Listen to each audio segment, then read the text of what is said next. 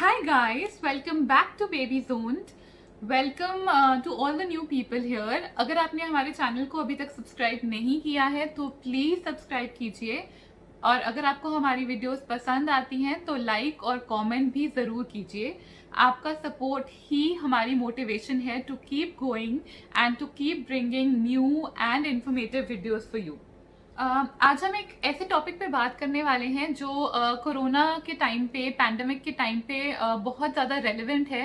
And I feel सारे parents को ये पता होना चाहिए. We are going to be talking about babies vaccination during the times of Covid. I mean during the current times. अब I know personally a few friends जिन्होंने अपने babies की वैक्सीनेशन पिछले 2-3 महीने से नहीं करवाई है because they are scared to take their babies to the hospital. And I completely understand the concern being a mother myself. But at the same time आप लोगों को ये पता होना बहुत ज़रूरी है कि बेबी की वैक्सीनेशन एक पॉइंट से ज़्यादा डिले करना बेबी के लिए बहुत ही ज़्यादा हार्मफुल हो सकता है. तो आज हम इसी टॉपिक के ऊपर बात करेंगे कि बेबी की वैक्सीनेशन डिले कर सकते हैं या नहीं, अगर कर सकते हैं तो कितनी देर तक कर सकते हैं, और बेबी के वैक्सीनेशन से रिलेटेड ऐसी कुछ ज़रूरी बातें जो आपको ज़रूर ध्यान में रखनी चाहिए. सो प्लीज़ इस वीडियो को एंड तक ज़रूर देखिएगा. हम इंस्टाग्राम पे भी हैं, हमारा आईडी है Baby Zoned. Please check out our page and follow it if you like to. बिना और देरी के, come let's begin the video. Welcome to Baby Zones.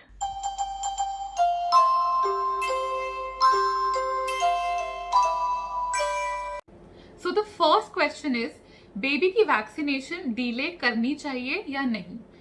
Precisely Covid के टाइम्स पे बेबी को वैक्सीनेशन के लिए डॉक्टर के पास या हॉस्पिटल लेके जाना चाहिए या नहीं? इसका एक बहुत सिंपल सा आंसर है. अगर आप अपने पीडियाट्रिशियन के साथ टच में हैं तो आप उनसे ज़रूर पूछ सकते हैं कि जो भी वैक्सीनेशन आपके बेबी की ड्यू है उसे कितनी देर तक डिले कर सकते हैं. मेरे केस में पर्सनली वारिया की जो लास्ट वैक्सीनेशन थी, मेरे पीडियाट्रिशियन के हिसाब से उसे 2 वीक्स तक डिले करना कम्प्लीटली सेफ था. लेकिन तब कोरोना की शुरुआत थी. वी वर अनश्योर कि लॉकडाउन कितनी देर तक चलेगा, हॉस्पिटल्स की क्या कंडीशंस रहेंगी. बट अब जो सिचुएशन चल रही है, इट्स वेरी क्लियर कि इस साल तो at least we have to be very careful around everything. Corona is not going anywhere so soon. तो हमें अपनी यूजुअल लाइफस्टाइल तो कैरी ऑन करनी ही है.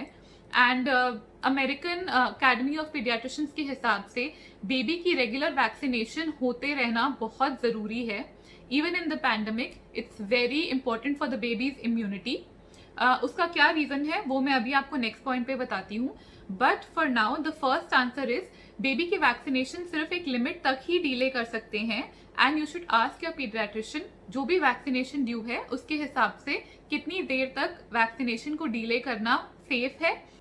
बट मेरे हिसाब से अगर वैक्सीनेशन करवानी ही है एंड अगले 3-4 महीने तक भी कोविड की सिचुएशन कंट्रोल में आती हुई नहीं नजर आ रही, तो डिले करने का कोई मतलब नहीं है.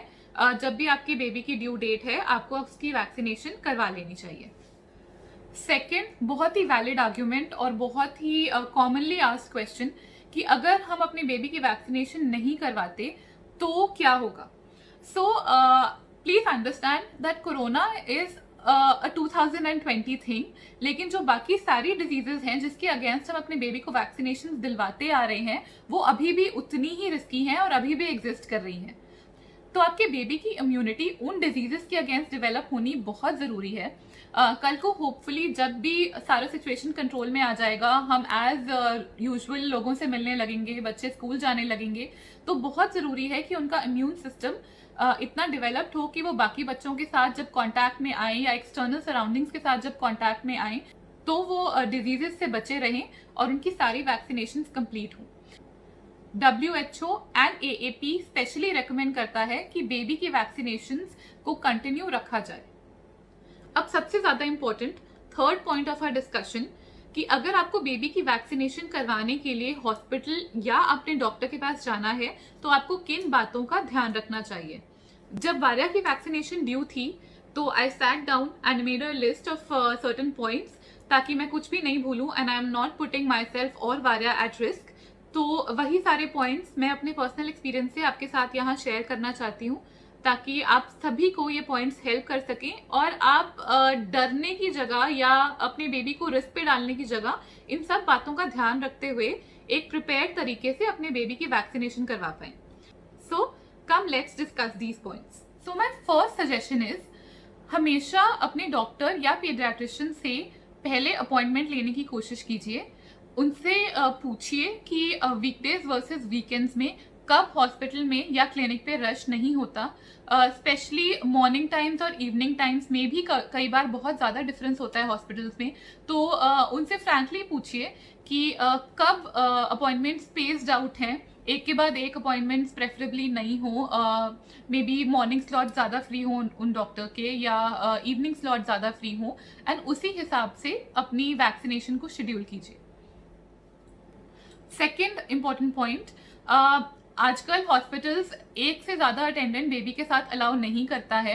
तो पहले ही have a discussion with your husband, with your in laws, with your parents. जो भी ऐसा कंपेनियन है जिसके साथ बेबी सबसे ज़्यादा कंफर्टेबल है, in case the mother is not available, otherwise I am sure the mother will be able to handle the baby best. तो प्लान ऐसे ही कीजिए कि एक ही अटेंडेंट बेबी के साथ हॉस्पिटल में जाए, एंड अगर आपके साथ कोई और जा भी रहा है, tell them to wait outside in the car, and one person should go inside the hospital only. Third important point, hospital जाने के बाद just inform at the reception that you're here for your appointment, and अगर immediately आपकी बारी नहीं आ रही है and there is a waiting time, तो कोशिश कीजिए कि receptionist को अपना नंबर देके come out and sit in your car and tell them to call you when your turn arrives, so that आप hospital में बाकी लोगों के contact में जितना हो सके उतना कम आए। Next, अगर आपकी पार्किंग बहुत दूर है या ऐसी ऑप्शन नहीं है कि आप बाहर आकर बैठ सकें, तो मेक श्योर कि आप वेटिंग एरिया में बाकी लोगों से डिस्टेंस मेंटेन करके ही बैठें। So just try and carry a disinfectant spray with you, so that in case you have to sit in the waiting area, you can just spray it, disinfect the area and then sit there. Next point, make sure कि आप अपने साथ कुछ ज़रूरी चीज़ें carry कर रहे हैं। फॉर एग्जाम्पल, आपके पास सैनिटाइज़र ज़रूर होना चाहिए, आपके पास अपने बेबी के लिए पानी होना चाहिए, अगर आपको लगता है आपका बेबी भूखा होगा तो उसकी मिल्क बॉटल या कोई भी ऐसे स्नैक्स जिसको आप मंच करवा सकें बेबी को, probably a banana, biscuits, cookies, what ever you can carry along, so that आपको वहाँ पे कुछ भी खरीद के नहीं खाना पड़े, बेबी को बाहर का पानी नहीं देना पड़े। एंड अगर आपको लगता है कि बेबी का डायपर चेंज करना पड़ सकता है, तो carry a dry sheet, carry a disinfectant spray, so that आपको बेबी को कहीं एक्सटर्नल सर्फेस पे लेटाना नहीं पड़ रहा। Avoid touching external surfaces as much as you can and keep sanitising your hands. Last but not the least, try कीजिए कि घर आने के बाद टेक अ बाथ, अपने बेबी को भी नहला दीजिए and change your clothes completely, so that अगर कोई एक्सपोजर हुआ भी है, आप किसी चीज़ के साथ कांटेक्ट में आए भी हैं, तो भी इन्फेक्शन का रिस्क ना हो। सबसे ज़रूरी बात, do not forget your mask, and कोशिश कीजिए कि आपका बेबी भी मास्क पहने। वारिया मास्क बिल्कुल भी नहीं पहनती है, it's a task to make her wear the mask, but I still carry it along. But अगर आपका बेबी आराम से मास्क पहन लेता है, तो make sure that you do not forget your mask. घर से निकलने से पहले और घर वापस आने के बाद अच्छे से हाथ धोइए with soap and water for at least 20 seconds. Also घर से निकलने से पहले go to the loo once. अगर आपका बेबी अभी तक डायपर नहीं पहन रहा है, बड़ा हो गया है, तो उसे भी कोशिश कीजिए कि वो भी लू चला जाए एक बार, so that you can avoid using any restroom outside your house. जैसे कि हम हर जगह सुनते रहते हैं, keep a safe distance with other people, 3 feet का डिस्टेंस रखने की कोशिश कीजिए, एंड मोस्ट इम्पॉर्टेंटली अपने या अपने बेबी के फेस को टच करना कम्प्लीटली अवॉइड कीजिए। जो भी सिचुएशन है हम सबके लिए कॉमन है, एंड आई रियली फील कि उससे डरने की जगह या भागने की जगह वी शुड बी प्रिपेयर्ड। अपनी तरफ से सारे प्रोटेक्शन पॉइंट्स कवर कर लीजिए, एंड बेबी को वैक्सीनेशन करवाने के लिए ज़रूर लेकर जाइए। आई रियली होप कि जो भी पॉइंट्स मैंने आपको बताए हैं वो आपको बहुत हेल्प करेंगे और आपको थोड़ी तसल्ली देंगे। Stay safe, stay healthy. Until next time, thank you for watching. Happy parenting.